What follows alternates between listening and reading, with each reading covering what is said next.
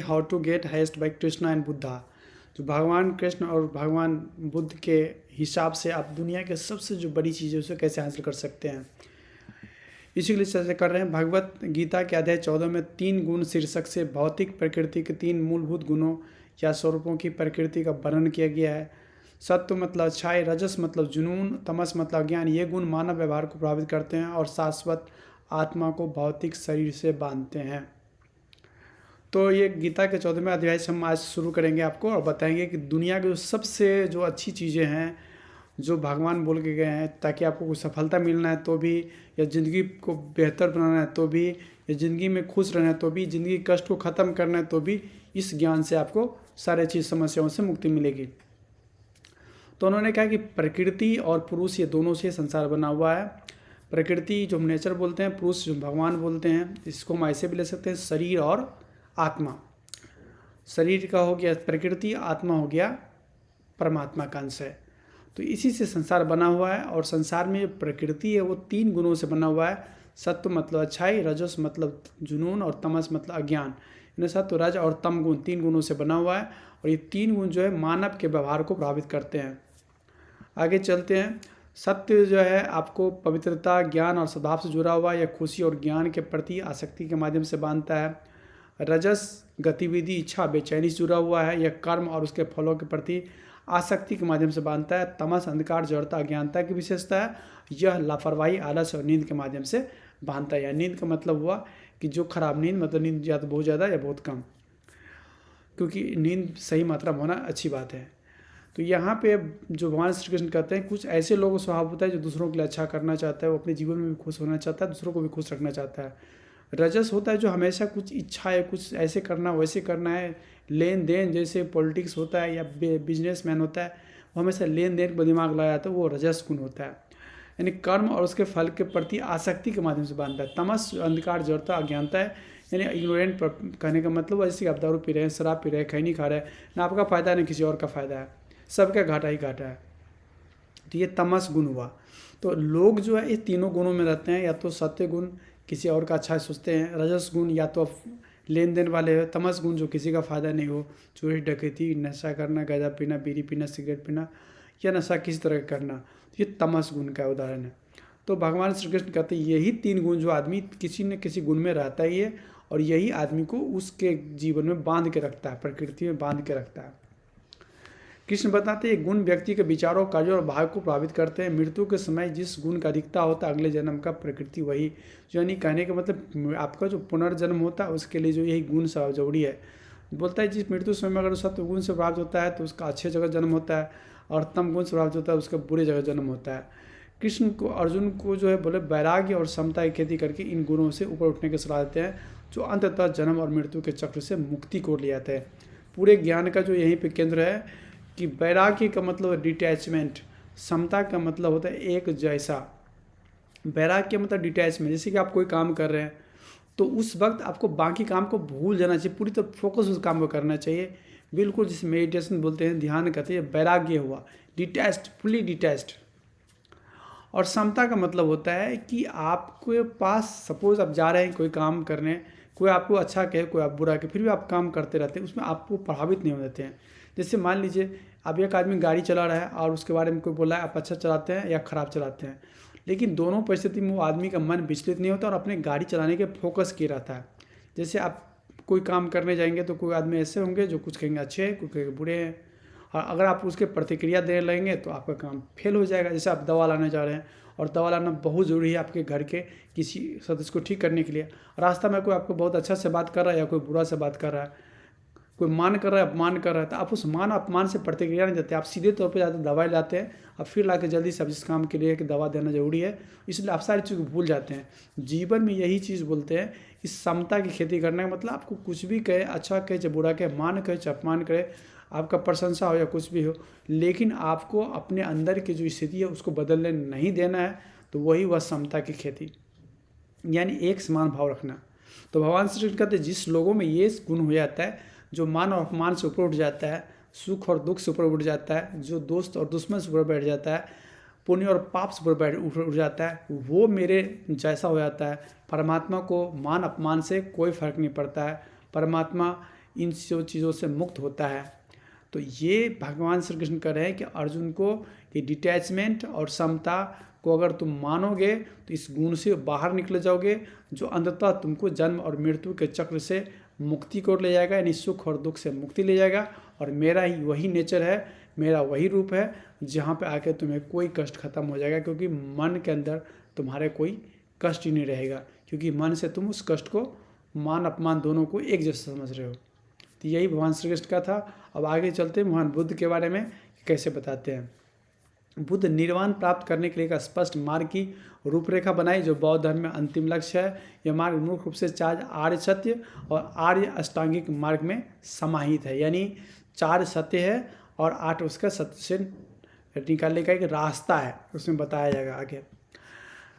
तो आगे बताया जा रहा है कि दुख होता है, जीवन में दुख होता है, सुख भी होता है। भगवान श्री कृष्ण, भगवान बुद्ध यहाँ सिर्फ दुख के बारे में बोले, सुख दुख दोनों जीवन का एक हिस्सा है, जिसमें दुख होता ही होता है। तो दुख असंतोष जीवन भरा हुआ है, भगवान बुद्ध कहना दुख और असंतोष जीवन भरा हुआ है। तो दुख का कारण है, जैसे आप बहुत इच्छा रखते हैं, अटैचमेंट है, अज्ञानता है। जैसे भगवान कृष्ण बोल रहे थे रजोगुण में और तमोगुण में कि तुम लेन देन में सोचते रहते हो हमको ये होगा तो वो करेंगे, ऐसे करेंगे वैसे करेंगे, या अज्ञानता है, नशा कर रहा है। तो ये अटैचमेंट होना, डिजायर क्रिएट करना, खास करके ज़रूरत से ज़्यादा डिजायर, ज़रूरत से ज़्यादा अटैचमेंट, ये सब दुख का कारण है। तो क्या दुख भी है और दुख का कारण भी है। और दुख के कारण को जब तुम समाप्त करोगे, निरोध मतलब समाप्त करना, तो तुम्हारा दुख खत्म हो जाएगा। और दुख खत्म होने के लिए उन्होंने 8 रास्ते बताए, जिसे हम अष्टांगिक मार्ग के रूप में जानते हैं। तो भगवान बुद्ध जो है यहाँ 8 मार्ग बताए, जो आपके दुख को बिल्कुल ख़त्म कर देगा। और अंत में मिलेगा क्या? निर्वाण, यानी कष्ट खत्म, सब कुछ खत्म।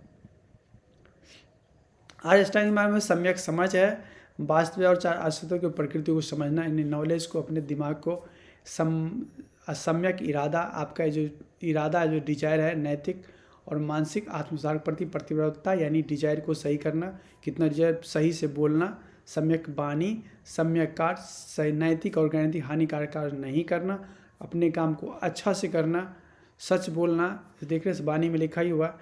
आगे है कि सम्यक आजीविका, अपने जीविकोपार्जन के लिए ऐसा कुछ भी नहीं करने से दूसरों को नुकसान पहुंचता हो। मन की सकारात्मक अवस्थाओं को विकसित करना, ये सम्यक प्रयास है। माने ऑप्टिमिस्टिक होना, अच्छा सोचना, नकारात्मक अवस्थाओं को खत्म करना, सम्यक सती, शरीर, भावना और मन घटनाओं को जागरूक विकसित करना। करके ये बताना चाह रहे हैं मेडिटेशन के बारे में, मेडिटेशन करना।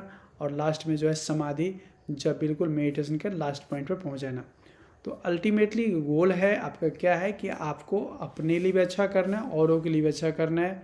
और ये सब करने के प्रति आपको इसमें कोई घमंड नहीं होना चाहिए। जैसे हमने अगर किसी को दान दिया तो घमंड, हमने कुछ अच्छा किया तो उसके लिए घमंड, हम इस पोस्ट पे उसके लिए घमंड। तो ये सब से बिल्कुल मुक्त हो जाना, द्वंद्व से मुक्त हो जाना।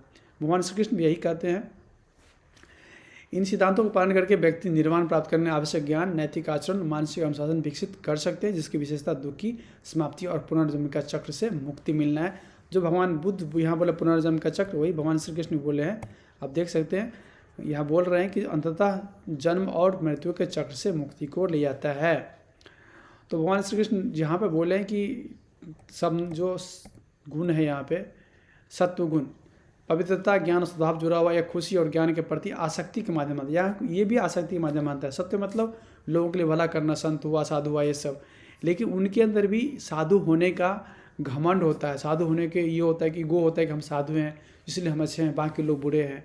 तो ये जो घमंड है, ये अटैचमेंट है, और ये भी आपको बाइंड किया हुआ है। भगवान श्री कृष्ण कहते हैं तीनों गुणों से बाहर निकलो, चाहे सत्वगुण हो चाहे रजोगुण तमो, तीनों गुणों से बाहर निकलो। और बाहर निकले का उपाय क्या है बोल रहे हैं भगवान कृष्ण कि यहाँ समता, एक जैसा। अगर कोई आपके पास राजा हो चाहे रंक हो, कोई साधु आए या चंडाल आए, लेकिन आपके मन के अंदर एक जैसा भावना निकल रहा है, तो आप निकले हुए हैं बाहर, क्योंकि यही उसका लक्षण है। लक्षण को निकलने का मतलब है गुण से बाहर का मतलब क्या, चाहे कोई भी हो, आपके अंदर एक जैसा भावना है। क्योंकि आप शरीर को नहीं देख रहे, उसके आत्मा को देख रहे हैं। और आत्मा सभी लोगों का, यहाँ तक सभी धर्मों का, सभी जीवों का एक समान होता है। जब आत्मा को ही आप देख रहे हैं तो परमात्मा को समझ रहे हैं, तो आप सब जगह तो बराबर ही है। तो फिर भेद किस तरह से, चाहे चोर का आत्मा हो, चाहे महात्मा का आत्मा हो, चाहे धर्मात्मा का आत्मा हो, चाहे पंडित का आत्मा हो, सब एक जैसा होता है। इसलिए कोई अंतर नहीं आता। अगर आप अंतर कर ले रहे हैं तो इसका मतलब आप ज्ञान से बहुत दूर है। जो भगवान श्री कृष्ण गीता का 14वें अध्याय में बोलते हैं, इस समता जब तक दिमाग में लाओगे नहीं, सम भावना, एक जैसा भावना, चाहे मान हो चाहे अपमान हो, दोनों में एक जैसा होना। तो ये जो एक जैसा होना, जैसे आप बोले ना, आप दवाई लाने जा रहे हैं, आपको कोई बुरा कहता है या कोई अच्छा कहता है, लेकिन आपको उसको अच्छा करने के बाद सुनने में मन लगाना, बुरा कहे उसको गुस्सा करके भागना, ये नहीं होना चाहिए। सीधे तौर पर वो दवाई लाने जाना है तो लाने जाना है, जल्दी लाना है, जल्दी देना है, ताकि वो आदमी बच सके जिसके लिए आप दवाई लाने जा रहे हैं, ला रहे हैं। तो इसमें तुम लोग समझ जाते हैं, क्योंकि दवाई लाना बहुत महत्वपूर्ण काम होता है। हमें पता होता है कि हम लेट करेंगे तो दिक्कत होगी, इसलिए हम सारी चीज़ को छोड़ के भूल जाते हैं, कुछ कौन क्या कर रहा है, अपना फोकस रखते हैं। तो भगवान श्री कृष्ण भी यही बोलते हैं कि अपने काम में फोकस करो, इतना फोकस करो कि तुम समता में चले जाओ। तुम्हें तो अच्छा कहे चाहे बुरा कहे, तो अपने काम को वैसे ही करोगे जैसे कर रहे हो। और वैराग्य का मतलब होता है डिटैचमेंट, यानी आप जिस काम कर रहे हैं उसके अलावा बाकी काम से डिटैच्ड रहिए। जैसे सपोज कीजिए आप टीचर हैं, आप टीचर है तो उसमें आप टीचर फोकस कीजिए, लेकिन बाकी काम से डिटैच रहिए। आप पॉलिटिक्स से डिटैच रहिए, अलग अलग फील्ड से डिटैच रहिए। अब हर चीज़ में दिमाग लगेगा तो हो सकता है आपका इंटेंसिटी उतना नहीं रहे काम का प्रति। दूसरी बात है, प्रभावित हो जाएं आप, तो वहाँ का डिटैचमेंट का अर्थ यहाँ एक भी और है। दूसरी है कि इच्छाओं को कम कर लेना। जितनी इच्छाएँ कम होगी, पूरा करना उतना आसान होगा। और उसकी बात है, इच्छाएँ आपको समस्या में बांधती भी है, परेशानी में डालती भी है। तो इस तरह से आप परेशानी होने से बच जाएंगे। तो ये भगवान श्री कृष्ण के हिसाब से हुआ। तीनों गुण हैं प्रकृति में, 3 गुण है, रजगुण, सतगुण और तमोगुण। लोग इसी गुण में भटकते रहते हैं। हर कोई को कोई एक गुण ज़्यादा होता है, कोई गुण कम होता है। जैसे किसी में अच्छा करने गुण होता है तो बुरा कम होता है, बुरा उसमें हो सकता हो, लेकिन थोड़ा बहुत कम होता है, इसलिए वो अच्छा कहलाते हैं। जो बहुत बुरे है उसमें अच्छाई कम हो, इसलिए बहुत बुरे कहलाते हैं, बुरा ज़्यादा हो। तो भगवान श्री कहते हैं जो दोनों बीच में बराबर बराबर हो तो रजोगुण हो गया, जिसको पॉलिटिक्स होता है या बिजनेसमैन होता है, वो लेना देना जानते हैं, जितना उतना जितना उतना। तमोगुण सबका नुकसान ही करता है, जैसे चोर डकैत हुआ। तो सतगुण हुआ, साधु महात्मा हुए। लेकिन भगवान से कहते हैं तीनों गुणों को बाहर निकलो, तुम करो सतगुण जैसा ही, लोगों की भलाई करो, लेकिन गुणों के बाहर आके नहीं, गुण के तुम बांधो नहीं, फल की चिंता मत करो। यानी अगर कर्म करके फल की चिंता को छूमुक्त हो गए हैं तो आप सतगुण से भी बाहर आ गए हैं। और भगवान श्री कृष्ण कहते हैं हम भी काम करते हैं, लेकिन काम का फल कभी नहीं लेते, श्रेय नहीं लेते हैं।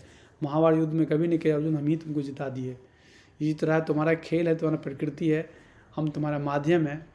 तो इस तरह से भगवान कृष्ण बोलते थे। और कभी ये भी नहीं बोलते थे कि हम मेरे कारण से सब कुछ तुम्हारा हो रहा है। हो तो रहा ही है, सब जब परमात्मा का इंटीग्रेट टोटल लेते हैं तो सब कुछ उससे हो रहा है, लेकिन उसमें तो सब कुछ है।